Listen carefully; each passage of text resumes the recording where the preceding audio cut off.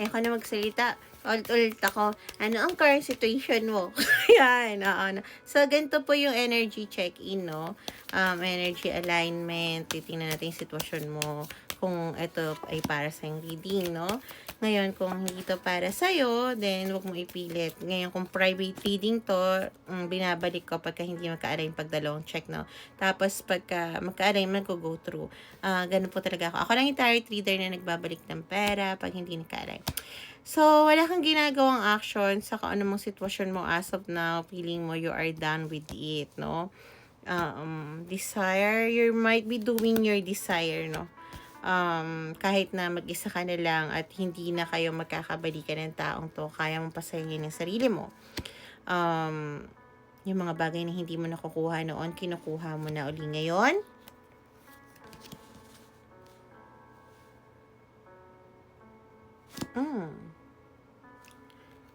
Settlement. Sa kanya ba energy to? No. So, ang energy na to ay sa isang person na gusto makipag-settle sa'yo or mag-offer sa'yo dahil lalong napupunta yung nagpo-pull towards yung energy dahil nga nagpo-focus ka sa sarili mo, willing mag-take care na to at makiusap na kung pwede, makapasok ulit siya sa buhay mo. Ngayon, kung ayaw mo ng mga XXX, hindi to para sa'yo, okay? Hindi ito para sa'yo. Hindi. Promise, hindi. So, wag ka nang magnega-nega. Okay, ngayon kung alam mo yon, tingnan nga natin kung nagbago na siya. Then this is for you, okay? Ayoko rin naman magdelulo kayo umikot ng umikot, no? Kailangan magbago, no? So, tingnan natin, no? Ano ba talaga intensyon ng taong to sa'yo? Kasi gusto ko din malaman, okay? Yung nga yung padiluluhin ka, no? Baka mamaya, at least pag nakita natin na yung intention niya yung totoo, intention niya hindi maganda, focus na ako at mahal ko na sarili ko. Bobo. Okay, so far, maganda yung cards mo. So far, maganda. Maganda. So far, maganda. Okay.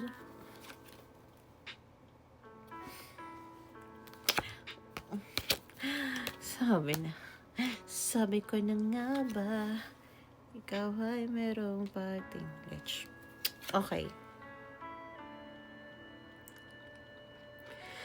Simula na naghiwalay kayo ng taong to, nakapag-isip-isip siya, especially at night or tuwing mag-iisa siya, na ang connection na to ay hindi basta-basta. Okay?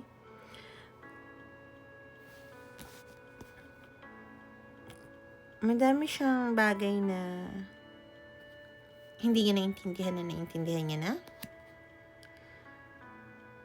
Nakita niya yung limitless ng potential niyong dalawa, no? Parang inisip niya, ito, magaling to ng business partner, blah, blah, blah. Lagi naalala nito, yung pinakita mo sa kanya.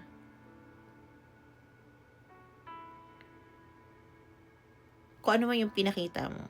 Okay? Kung kagandahan ng loob yun, then okay. Kung ugali yun, then yes. Kung paano ka magmahal, mag-alaga, yes. Kaya ang intention niya is magkaroon ng liwanag sa dilim. Walang iba. Hindi ka binigyan ng clarity ng taong to before. So, gusto niya bigyan ka ng clarity ngayon. Ngayon, siguro kaya ganun yung unang niyang intention, para kung hindi mo man matanggap yung totoong sagot, is alam niya na rin na hindi kanya dapat pilitin na irespeto ang boundaries mo. Okay?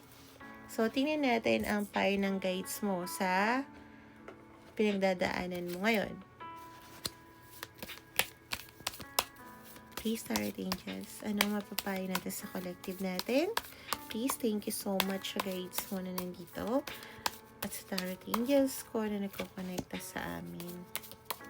Thank you din sa energy mo collective. Kung gusto mo ng private reading, PM me. Dito ko i-leave yung contact info, okay? Yung bilog na yun, ha? Okay. Baka mamaya may mag-tamper din. Basta www. facebook.com/ohanastribe, tapos kung www.tiktok.com/ohanastribe, kahit yung Instagram/ohanastribe, YouTube/ohanastribe. So, kung may add na 0101 o blah blah blah, yun hindi yan para sa no space, all small letters. Okay.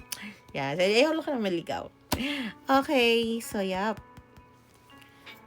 Be free.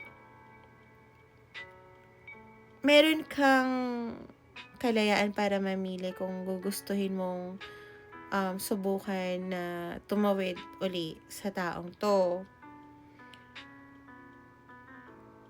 Alam nila na nakikita mo lahat ng magagandang bagay, kahit na sabihin natin may potential ka nakikitang maganda sa lahat ng bagay. Kahit na nasirang base, kaya mong pagandahin, hindi mo basta-basta tinatapon. So, alam ng guides mo na if this person will come out right, ibibigay mo yung wish niya. At nasa kanya yon kung sisirain niya uli yun. Okay? Kaya sinasabi nila, may karapatan ka. Sa guitarist might be resonate, no? May karapatan kang mag-decide. Ayaw ka rin nila ikulong sa sikolo ng umaasa or sa indecisiveness.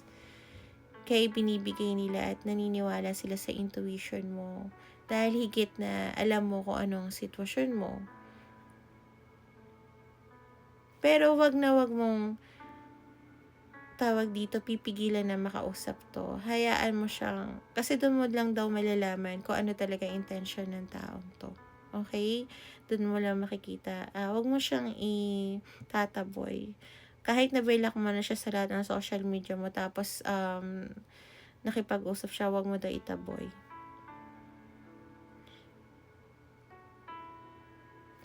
Doon meron kang laya na pag after niya mag-usap, kung hindi ka pa rin feel safe or kung gusto mong bigyan ng second chance, then go. If not, may laya ka, okay? So, thank you, collective. So, kung ano ka, resonated ka dyan, follow me. Ibig sabihin, magka-align tayo. Kung gusto mo ng private reading, mas malalim na, alam mo yun, tingnan natin yung side niya, kung ano yung nangyari sa kanya, bakit ganito, bakit ganyan, no? PM me dito, okay? Lalagay ko siya rito. Sinabi ko rin para hindi ka maligaw, okay? And always make a choice kung saan ka magiging masaya. Okay? So, bye-bye, collective.